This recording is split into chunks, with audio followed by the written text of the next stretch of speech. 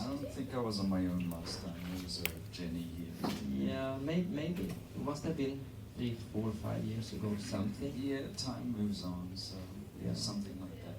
I think that's about right. We have, I looked at the film list here, we have 12 clips. We're not going to show all of them most likely, but we have 12 clips. So from time to time we will show a clip, but otherwise it's about Ryan and his career and whatever you want to talk about, Ryan, because it's completely open, this conversation. And hopefully we have a little time for questions also at the end. Okay. So I can just go. Oh, okay, I like that. All right. Hello. I guess it's very difficult for me to actually know where to start because I've been doing this for quite a long time. I started Lindy hopping, it was 1983 going into 84, and a lot of people then start counting numbers. They start going, but you don't look like, what was you doing it? Was you a baby or what? No, I was kind of like just turning 18, and it was the first dance I think I'd ever done, and I think it was the first dancing. And I have to admit that like I'm 50 next year, so yeah. That's all right, you know. I made a few pacts with a few kind of like people downstairs. They promised me they'll give me another 10 years like this, and then I'll have to pay back. But for now, I'm doing okay. And so I don't know where to start, mainly because I think I've had quite a few different journeys as a Lindy hopper. I began in London, and there was no real, as you describe as a Lindy hop community. In fact, there were no Lindy hoppers, and I was very lucky at that time to have found myself in a position that, like, our country in London had a lot of clubs. There had a lot of places you could go to dance, not Lindy hop, but you could go to dance, and there was a very rife kind of jazz scene. I started in a dance company called the Jiving Lindy Hoppers. We were not called the Jiving Lindy Hoppers to begin with. In fact, we didn't have a name because it was just like an idea to just revive this thing called the Lindy Hop. And the way it happened was, it's kind of really cool. I don't know what parts of history you guys do or don't know, but at a certain juncture, there was this woman called Mama Lou Parks. And Mama Lou Parks, she was like, I believe she was the coat check girl at the Savoy, maybe in the 50s. And she started to teach young kids in Harlem to do this dance called the Lindy. And her main motivation was to get them away from doing negative things to doing positive stuff like dance. And they made a documentary about her in the UK for this thing called the South Bank Show. And this was basically the introduction to Lindy hop. And Mama Lou would come to the UK and she would do a road show, and she would teach this dance. It was a very kind of strange journey, I think, because like nowadays we have a whole different structure. We didn't have internet. We basically had exactly the same things I think you had here. It's like if you had a VHS, which came in like the format of Betamax, which was a big old cassette, like this big, put this tablet into a machine. If you were lucky, you could see some movies that you could get clips of Lindy hop from. And, we developed, as you described before, from just watching videos and eventually learning how to do the Lindy. But I was really lucky because, like London, like I said, had a lot of clubs. And in some of those clubs, you could find some really great people. So I used to go on, I think it was a Monday night, to this place called the Wag Club in Soho. And in this club was this guy called Slim Gaylord. And if you guys know Slim and Slam, Slim Gaylord, you probably know their songs more than anything, you know. Rhythm is was jumping, jump session. You know, tutti frutti, and my favorite potato chips. You know. So Slim lived in London, and on a Monday night, I would go dancing at the Wag Club, and I'd see this guy with these big, long fingers. And I got big hands. This man's fingers were like twice my length. And he used to play a piano, actually, with the middles of his fingers. They were so long, it's like he just played with the middle of his fingers, you know. I did potatoes, a mashed potato, and many other things. And so, you know, there was Art Blakey. He would play at Ronnie Scott's, Buddy Rich. There's a lot of great performers, and it was nice to be in that world. And I'm going to jump, because in truth, I could talk for hours on all of this kind of stuff. And I kind of want to move you. So I started at 18. I never danced before. I think inside of a year, I was performing as this jiving Lindy Hopper. By 21, I had my own dance company. And I somehow learned to tap too. But somewhere in between all of that, I met a man called Frankie Manning. And this was in 1985. We kind of had a journey to try and get some answers as to what is this dance. So inevitably you ended up in New York. And when you went to New York, it wasn't any more or less difficult to discover the dance. Our plan was to go to New York and to meet Mama Lou Parks and to get her to teach us some stuff, because she had met us in London. When I say us, I mean the Jive and Lindy Hoppers. But instead, we were invited to go to this place called Small's Paradise, which was still open. And this is where Mama Lou used to do her dances. And we knew another guy was in there, a man called Al Minns. Unfortunately, Al was kind of ill when we got to New York, and I never got to meet him because he then passed on. But Mama Lou, she would do her dance there. And through a new group, I guess, called the New York Swing Dance Society, they hadn't really formed yet, but the nucleus of it was there. We turned up at this night and met a few people. The band was, and Dawn, I can see you back there, so you can correct me on things if I'm wrong. But as far as I remember, it was the Al Cobb's big band that would play at Smalls. And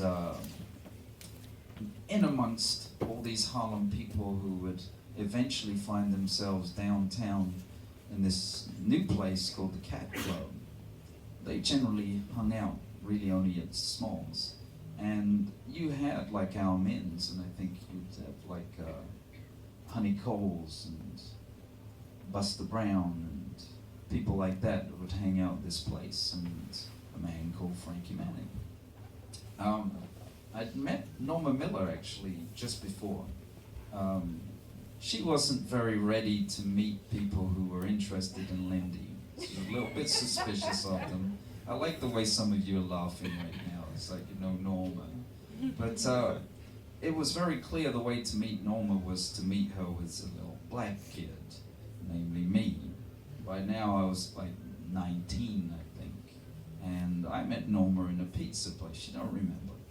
But I do know that the way I met her was like, I could actually set, if you like, the matrix of the way I went on to dance. Because here's this woman who looks a lot like one of my aunts. And I walk in and I say, "Hello, Miss Miller." And she starts to laugh. And Norma's got a big laugh. Do that again. So I said, "Hello, Miss Miller." And she starts to laugh at me. And I'm like, "Why is she laughing at me?" She said, "You're so cute." Grab my cheek. When you're younger, you get your cheek pulled a lot. I was kind of getting tired of that. But like, Norma's like, "You're so cute." And I'm like, okay, why am I so cute? I've never seen a black man with an English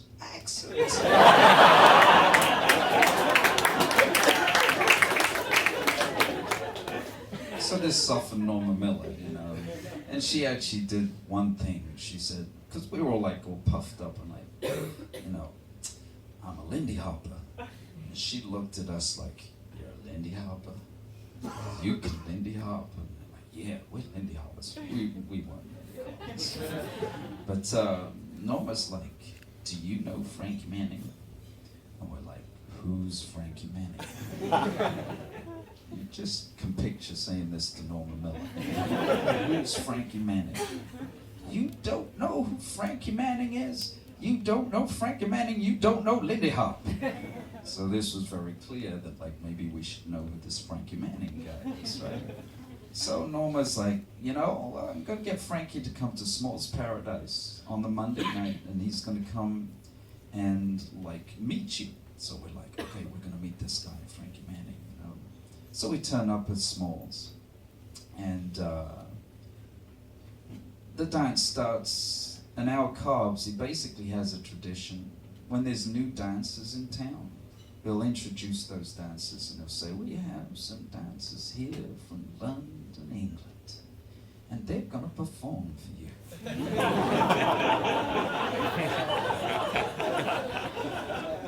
There's like, at this point, like, you know, I've been dancing for like a year. This room has got like legends all over it, you know, it's really great dancers.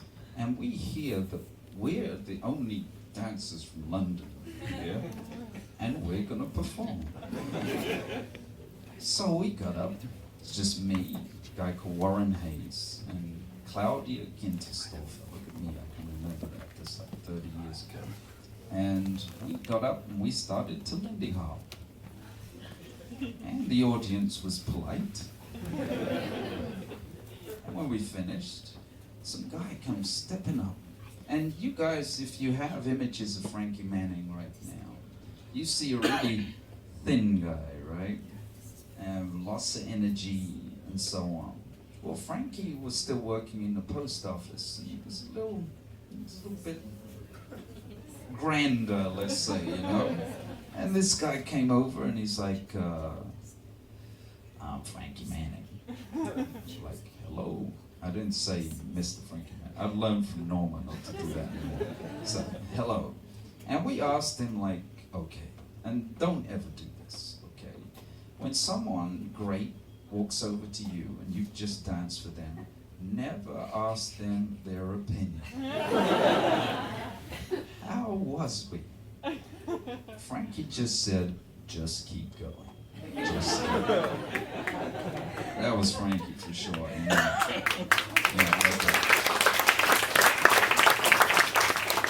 So truth, like, I kept going. And I kept going because like Norma would say things like, you gotta be able to do different stuff. What else do you do aside from Lindy Hop?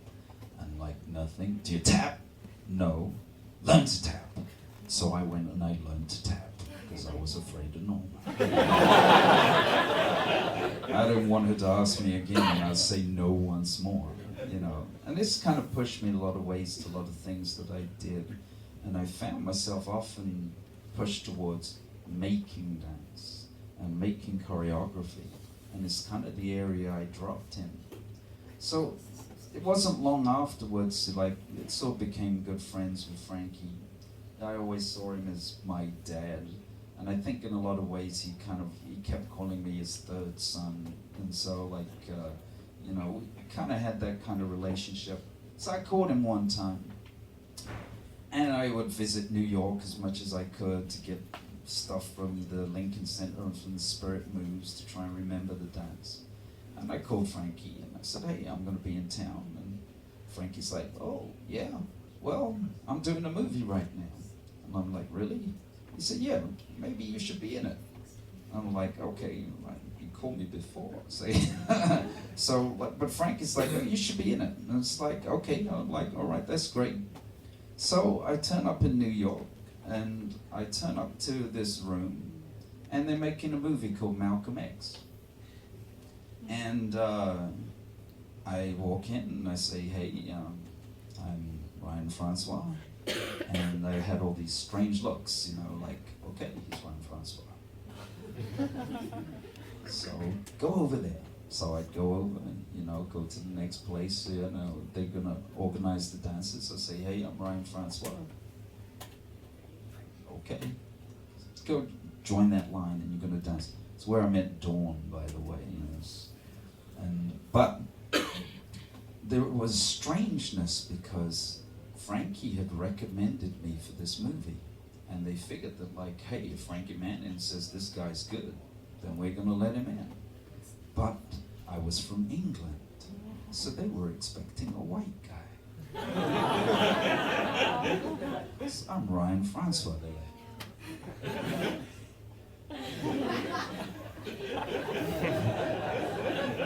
It's Harlem dances, you know.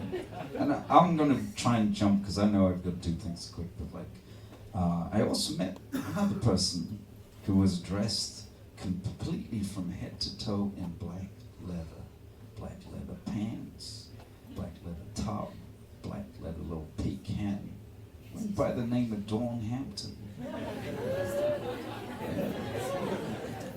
And she kept saying this word, spoon, spoon, spoon. And I'm like, what's spoon? She said, it's oops backwards.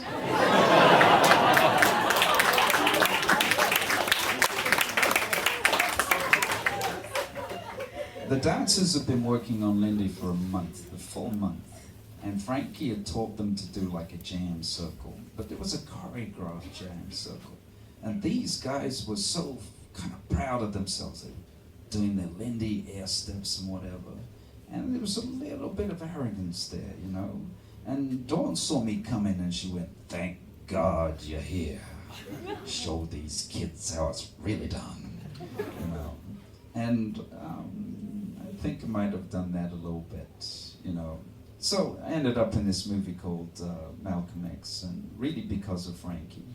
And it was one of the launching points to move me to other movies, like Swing Kids. But maybe we should show a bit of Malcolm X, and maybe you can try and guess which one is me. That'd be kind of cool.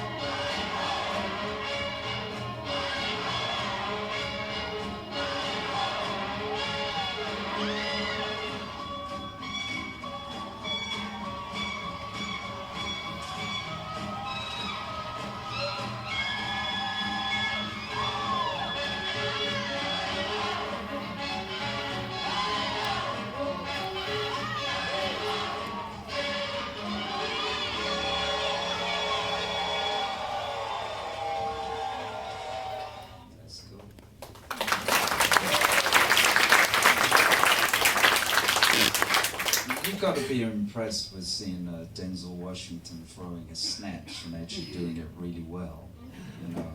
And you probably can't find me because I got hair in those clips, you know. But it's, I think what's special about doing Malcolm X, aside from again meeting Denzel Washington, realizing that some black people can't dance. And I'm talking about Spike Lee. Spike Lee was the worst dancer I ever seen. This man was in the corner trying to do this. For hours it confounded him and it was the moral of the story. But it was a great thing to do. Me as, and I hate to mention my color, but it's actually an important part of my development in life, is that like it was the first time I'd ever been presented in a room where everyone was black. That's kind of rare, you know. And Spike Lee was interesting because the crew was black, like the cameraman, everyone involved, all the dancers, and people would come and visit. That was like Lionel Hampton came to himself, and he came to watch us do our thing. And because of the subject, I think we had like the Nation of Islam there every day. And Spike made I think he made the hat, he reversed stuff in the ballroom and he made the hat girls, the coat check girls, white people. It was very odd. But there was an energy because each time we did a take, there was a lot of pride in doing it well. And I think sometimes when you're doing film, you do cuts, pieces of stuff, but they'd make us do the whole number every single time. So like for days, we would just keep doing the full routine, full routine, full routine. And that's what you got. I think Chaz is in there, Frank is in there, Norma's in there, Dawn's in there, Sonny Allen's in there. I think everyone was in that product. And that was a great, I guess, start for me. And then I kind of really want to jump somewhere like this, but you know, because I want to jump to here, to Herrang. What was the first year I came here? I'm not even sure. Can it have been 92? I think it was 91 or 92. It might have been 91. And I said it might be, I'm not sure. It was not 91, we were here, you were not there. I wasn't there. Was it 92? Yes, not 91. Ah, 92. All right. I remember, I just want to fill in something because at that time, or a few months before, we didn't know about you as a dancer or anything. No. We knew about the jiving Lindy Hoppers, but we didn't know about Ryan. So it was two ladies that actually spent time in London for a while that introduced your name to me, and they said, "Oh, he's good. You should invite him here to Herrang." And then, without knowing, I think, who you were really, we kind of invited you here on the recommendation of those two ladies, actually. Fida. We ran the Blue Moon cafe up there.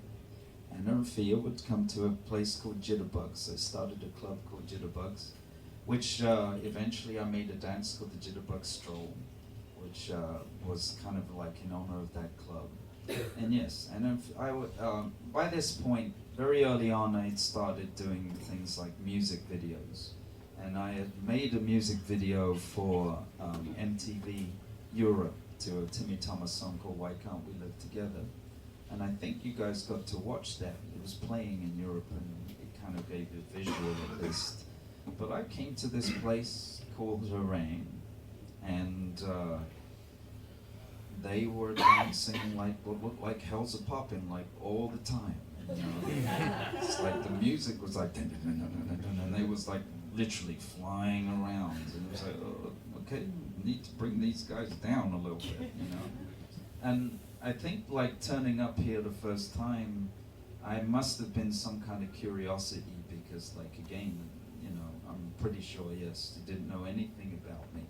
And we were kind of like doing the same thing, but in different circles, you know. Uh, and yes, I was already making music videos. I don't have the old, I wish I did, because I work with Robert Palmer. There's a woman called Lisa Stansfield, but like I don't know whether you know these names. I did the music video, This Is the Right Time. Yeah, it's kind of scary. And you know, the Pasadenas, Matt Bianco, I did Shack Attack. I even done a video with Shack Attack.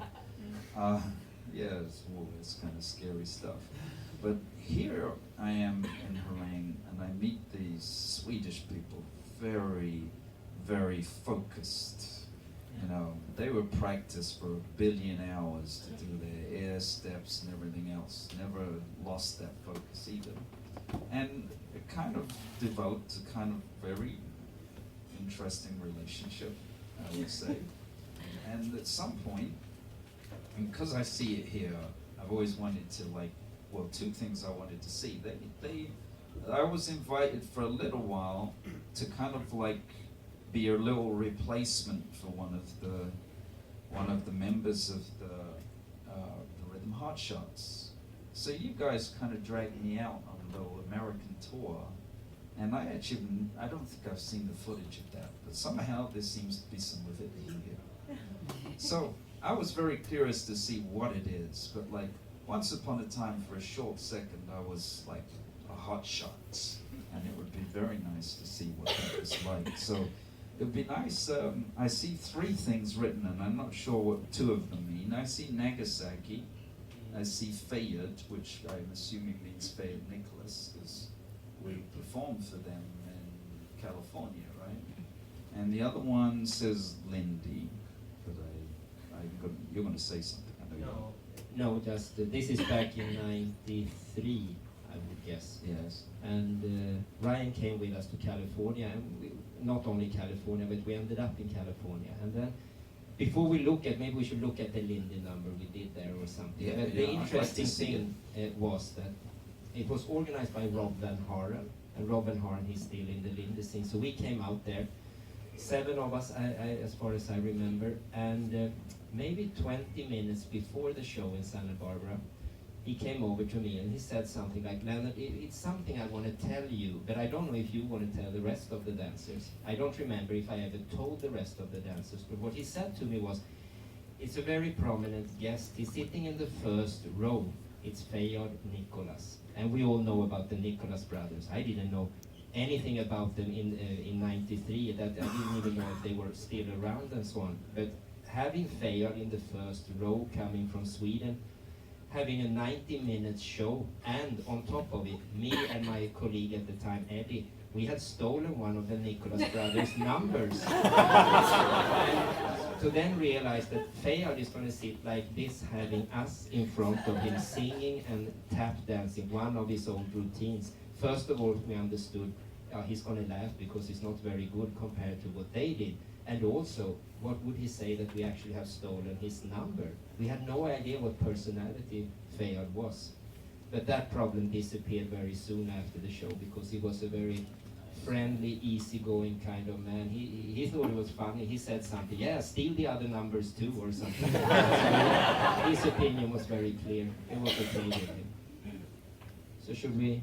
Yes. So this is first time you see it? This is the first time. Okay. I'm sure I might have seen it when it happened, but I don't think I've ever seen it. So. Are we doing the Lindy? Yeah, we tried the Lindy number.